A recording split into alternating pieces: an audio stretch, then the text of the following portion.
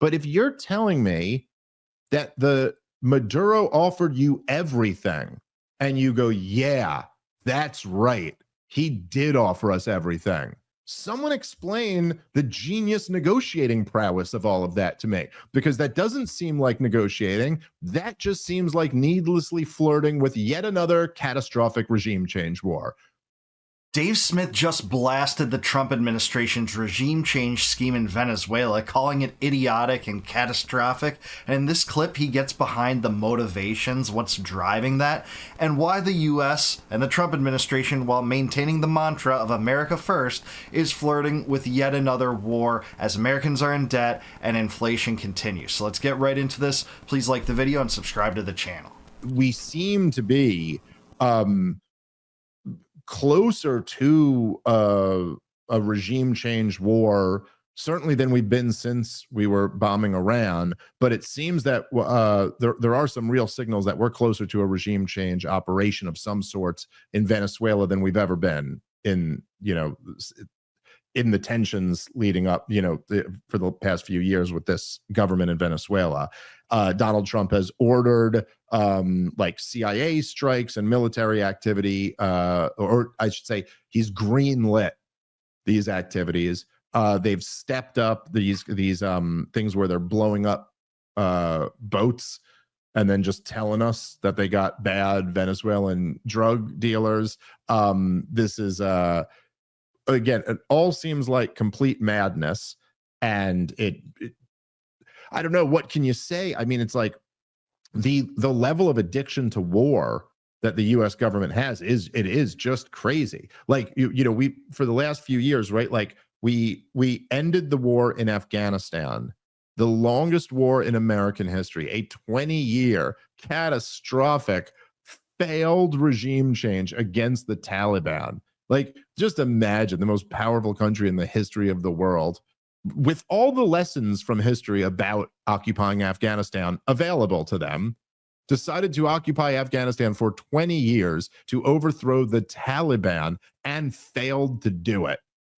And not only did they fail to do it over those 20 years, they spent trillions of dollars, hundreds of thousands of lives over that span of, what was it, 4 presidents to replace the Taliban with the Taliban. That's literally what happened there.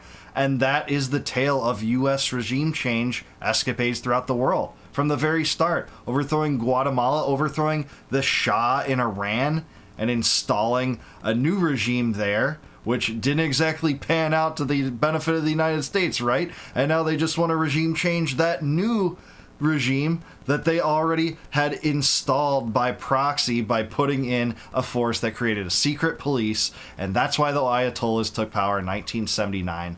That's why they're talking regime change there now. It's disastrous then, it's disastrous now. We came out of it down a couple $1 trillion, a few 100,000 innocent people's lives, and what we got to show for it was a better armed Taliban. Just an utter disgrace. And so we finally pull out of there after 2 decades. And then like a month later, we're back in the proxy war in Ukraine. That's so true. They needed to replace their lucrative money laundering scheme to flush the middle class of the meager, paltry sums of wealth that they had that wasn't already taxed or inflated away, to give it to Lockheed Martin and Raytheon. That's exactly what they did. They just substituted an even more lucrative war, this time flirting with nuclear war with a nuclear power, to replace that one. Why? Well, the military contractors and bomb makers have to profit somehow, and they're going to try to influence and control our politicians to do it. Not even try, they just succeed. You just got to find another war to sink all these money and weapons into, right? And then like then we start back in Israel's destruction of Gaza. You finally have a ceasefire on the table. It looks like maybe if we're really lucky, this thing might be winding down. And it's like, hey, why not go overthrow this regime in Venezuela? Because something about, I don't understand, Rob, narco-terrorism, a made-up term that just sounds like the two things that your Fox News watching dad are most afraid of. Narco and terrorism. They're narco-terrorists. How do you know? They were on a boat. So, by the way, like, I don't even know. Like, look, I'm not saying like, I know there's like MS-13, like some of those gangs, they're gangs and they do some vicious gang things. But like, what even are we talking about with narco terror? What have like drug dealers been committing acts of terrorism? Like drug dealers are just blowing up buses to try to change the political system or something like that. Not exactly good for drug running and benefiting economically from the drug trade. Dave's exactly right. And this goes on while a third of Syria is still occupied by the US, while there's 1,000 troops still in Iraq. There's, the proxy war going on behalf of Saudi Arabia and Yemen. The blockade that the US has participated in killed 500,000 people, in addition to the genocide in Israel, which looks to be continuing now. The ceasefire seems to be all but broken, and the proxy war versus a nuclear power. That's what we have going on now. What do we need now? Well, no, let's not have any relief for the American people. Let's, not worry about this $37 trillion of debt we're in. Let's get into another regime change war. Absurd. It seems like they get into gang wars and turf wars and fight. Like, anyway. There was a comment. I don't know if you saw this, Rob. I sent this video in there, but there was a clip from Donald Trump, and this was very interesting, and I thought very disturbing about where his head is at with this whole thing. So let's play this clip, and then sorry, go ahead if you want to jump in on the topic of this narco terrorism. First is, if you're in the business of just taking out one drug dealer and not the other drug dealers, then you're just in the drug business. I don't think that the Venezuelan drug business is larger than the Colombian or Mexican drug cartel business. So if we're concerned with drugs, but just going after Venezuela, doesn't even make sense. It's not a consistent policy. Also, from what I've researched to date, this idea that Maduro flooded out his prisons with rapists and murderers into the United States of America, I believe that is yet to be validated. Nor have I seen a single news story of Venezuelan murderers on the loose in the United States. I know there was that incident out in Colorado where there were some Venezuelan, gangs that were rounded up. But I don't think the Venezuelan drug cartel presence is larger than the Mexican drug cartel presence. It's not at all. Guess how much fentanyl comes into the United States from Venezuela? None of it. Guess how much cocaine comes into the United States from Venezuela? Minuscule amounts, like we're talking decimal points of a percent. It doesn't happen. This is just to satisfy the urgings of Rubio, who's always flirted with wanting regime change in Venezuela, with the Trump administration that tried to consummate a regime change in Venezuela in 2019. If you remember, the U.S. government gave Juan Guaido $52 million at that point to support his claim that the 2018 election in Venezuela was illegitimate and he was going to, stage a quasi-coup to take power over Venezuela. The U.S. supported that. The U.S. supported that completely, and it didn't work. And guess who was very critical of that at the time? Tulsi Gabbard. Haven't heard a word from her over this, right? She's been completely squeezed out from this. Yeah, it's a neocon administration. It's indistinguishable from the militarism and neocon attitudes that tainted the worst parts of the Bush administration in the United States. And that's just like, there's an easy fix to that, which is like, so have a sane immigration policy. I don't know. So don't let them in. It makes no sense that just like there's migrants coming from a country, therefore let's go to war with the country. But you think that's going to lead to less migrants coming from that country? Like if there's migrants coming from a country and we don't want them here, then close the border and don't let them in. Yeah, what do you think encourages migrants from other countries? Do you think it's maybe destroying the way of life of that country through bombs? That's what the U.S. specializes in. That's what the criminal government warlords thrive in doing.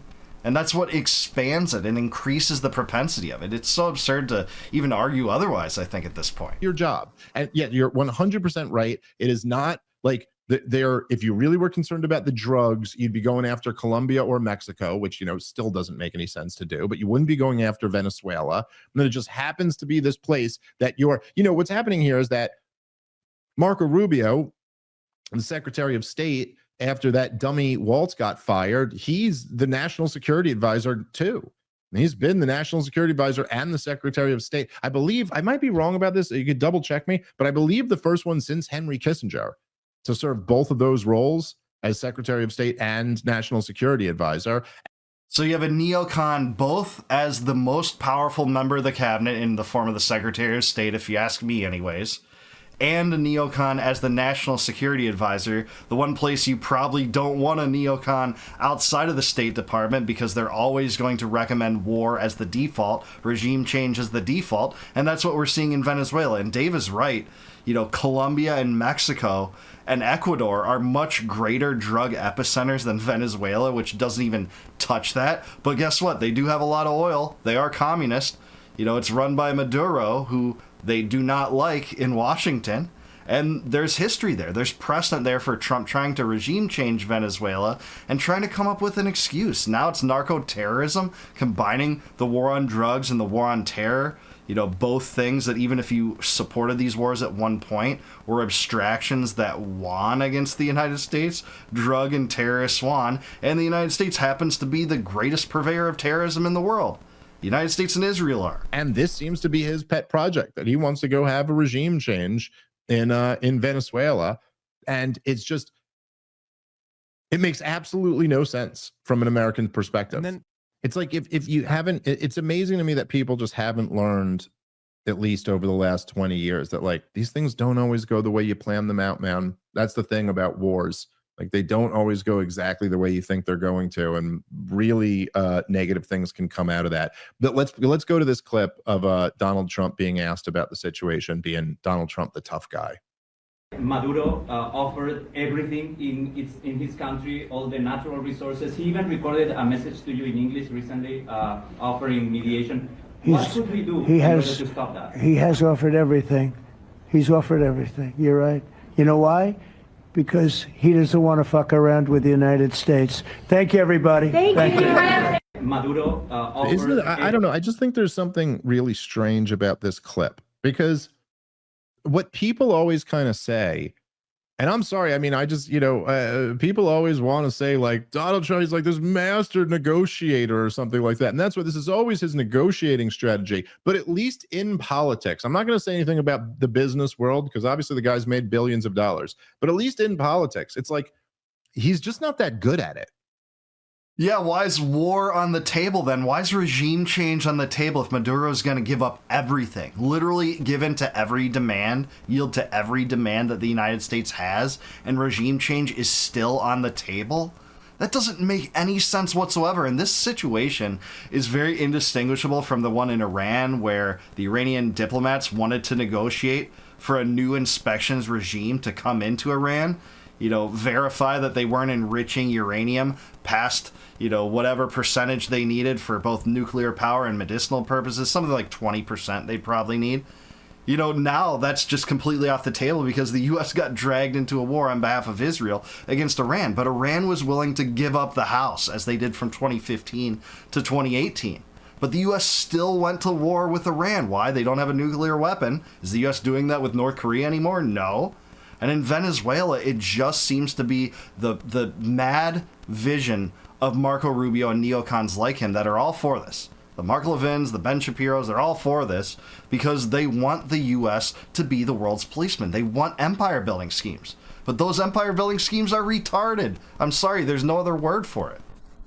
It's like everyone always pointed to the Abraham Accords like this was some like amazing success. Like the Abraham Accords, the deal was all the other Arab states will drop the pretense that they're one day going to stand up for the Palestinians. That didn't work out too well. Now you can't, if you might remember, Rob, in my first debate with the Josh Hammer, you remember him, Beacon of Honesty? He's selling a book, I believe.